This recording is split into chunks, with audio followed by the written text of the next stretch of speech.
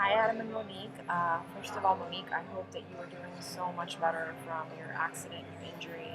And I'm not really sure that the timing of this is perfect to be doing this. That said, I did want you guys to have this information already for when Monique is feeling better and we're able or willing to talk more about the project that we met for coffee about, the corporate cuddles. So what I promised you guys that I'd do was I would write a quick plan. It turned out to be 3 pages. I don't really want to shorten it any shorter than that. Um, and I want to share with you sort of like what this process is, because I think it's really, really powerful. And it's the process that I use to create my business. I've used it to lose weight. I've used it for a lot of different things. It's basically like a little miniature business plan or goal setting plan. But there's a couple of pieces that are really spiritual in nature. Like there's a piece that's about finding your deepest why, your truest intention, and therefore has to do with like the heart. And then there's another part that's about visualizing and like really manifestation through visualization. So why don't I just kind of walk you through the different parts? That way, you guys understand, what I was thinking of when I wrote it, and also that way you guys can add to it in whatever way makes sense to you. I'm aware that it's a little more kind of on the intentional as opposed to flow side of things, and I know that our community tends to do a lot of like flow kind of stuff. So if you think it's too rigid or whatever, like let's talk. But I will vouch for it in that it really works and has been really helpful in my life. So this is called the results process, and the acronym for it is RIVAS, RIVAS. And the reason that the acronym is RIVAS is that it stands for result, intention, visualization, action steps, and support. So the result is the very first thing that you want to write. Basically, it's what is it that you're wanting to create, and a result should be SMART. So SMART is an acronym, which means specific, measurable, actionable, realistic, or some people say instead of realistic, like a reach. So a little bit different, but yeah, realistic or reaching, and then time dated. So basically, I don't think I need to tell you guys too much about this, but the reason that you want a result to be SMART is that you want it to be something that when we're done, we know that it's actually been completed. So for example, if the results process or if the result were to lose weight, you don't just want to write, I want to lose weight. You want to write, I want to lose, 10 pounds by such and such date. Or another way to quantify it would be, I want to lose 2 inches from around my waist by such and such date. So this part's not particularly spiritual sounding in nature. It's very kind of like brass tacks. Like you want to really, really identify what it is. So for our project, I think we still need to talk about what we want the result to be quantified as. Like, do we want to simply have put on a course, or do we want to have put on a course with 20 people that have been in attendance, or do we want to have at least 30 people in attendance? We talked about charging $20 a person, so do we want to quantify that as like 20 people in attendance and we've collected $400 from it? I'm not really that concerned about the money, but I'm just saying these are different ways that we can quantify a result.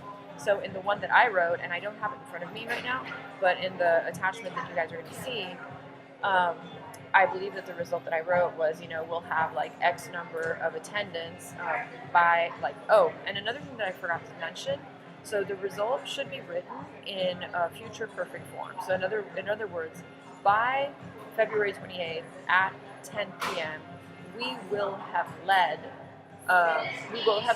a course, as opposed to we're going to lead, because we're going to lead energetically keeps pushing it off into the future. Whether if we project ourselves into the future after the event has been completed, then the universe hears that as something that's actually come to fruition. So I think that for ours, I wrote something along the lines of by February 28th, 10 p.m., we will have led a course called XYZ title, which we still haven't chosen yet, and XYZ number of people have attended. Then I put down as optional results, we've made XYZ amount of money, and then I also put we have collected at least leads from at least 3 people to go and speak at their company, because it seemed to me like that was part of the result that we were wanting to build.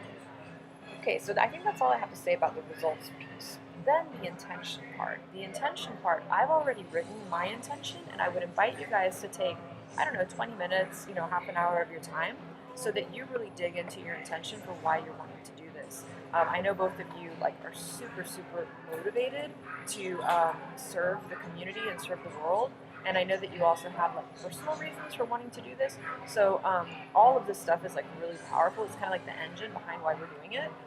In my intention, I dug into the fact that I do want to be seen as a leader within the community, and also that I want to.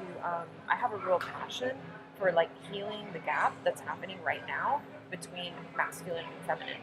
And this is something that's really fueling me in my career and would really fuel me for this project. So what I did was like I tapped into the deepest layer of that I could.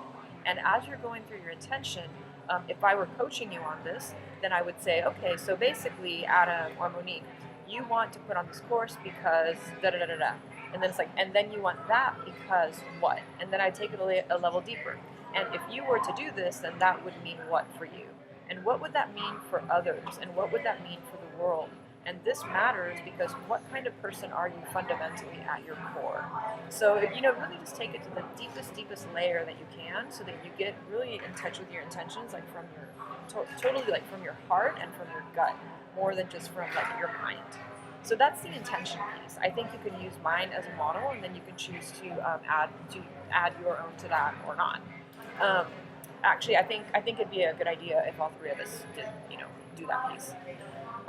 The next part is visualization. So visualization, it's a visualization component. I think you guys are really familiar with this kind of thing. You want to use like the present tense. Again, so it's not like, we're going to do this, we're going to do that. It's more like it's such and such date, it's February 28th, we're sitting in a room, it's a corporate training room. We look around, we see a sea of eager faces, they're waiting for us to deliver the training to them. So you're like really like placing yourself in the creation of the result. And I guess we could visualize the process, but it's really better to visualize the end result as already having been completed. So the visualization that I wrote, if you guys like it, we can just leave that.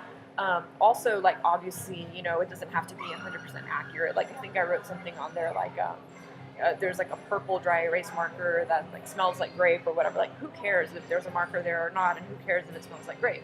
The idea is to give as many details of what we can see, hear, smell, taste, and feel, and really feel in with our bodies to what it's like to experience that sense of satisfaction that comes with having completed our result. And so we want to tap into the senses like sight, sound, smell, touch, etc. And we also want to tap into our bodies and into our feelings. So how does it feel to have actually created this course? And if you guys are happy with the visualization piece that I did, you don't have to add to it. We can just use what I used. But if you have another piece that you want to add to the visualization, I'm more than happy for you guys to like incorporate that in there. The next thing is action steps. So there's not that much to say about the action steps, except for it's really powerful to start them with I will or we will, so that it's something that we're like willing into creation. It's better not to do it just as a simple checklist, like a to-do list. It's more powerful to put them as like I will statements. And then the other thing about the action steps is these should also be SMART, specific, measurable, actionable, realistic, and time dated. So it wouldn't be a good idea to have like an action step that's like we're going to talk about this more, because that's not very specific. But it is really helpful to have like an action step like, okay, by such and such date we will have had a 3-way phone call in which we've discussed XYZ details. So the more specific the action steps, the better. And also the time dated part is like really helpful. So like writing on there like by when we'll have completed each action. And this part is a lot more similar to a regular business plan with deadlines and stuff like that. And I guess that's where the support part comes in, which is the last component. Enrolling support, not so much from each other. I mean, we could, but it would be really good for us to enroll outside support from somebody that could. What I've suggested is that we have somebody from the community that we know and trust and love, and that also knows the corporate world pretty well. I think that might be Peter if he's going to be there and all that. But it could just be almost anybody from our community that has a more kind of like businessy background. They could be there, they could be our leadership support during the training, and they could give us feedback at the end and just kind of like really support us. But in addition to that, there's also support like having a person check in with us once in a while and say, how's your project going? Are you guys meeting your deadlines? Oh, Diana, I noticed that you're late doing such and such thing. Like, what went on for you? Like, why did you drop yourself out? Like, sort of like a little bit of, well, it's just like an accountability partnership.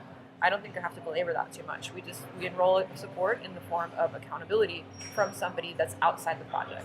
So I hope that this has been helpful in teaching you guys a new tool that you can use to create whatever you want to create in your life moving forward, because it works in a lot of different areas. And specifically for this project, I think it's a good way to just kind of put some legs on what we've decided to do.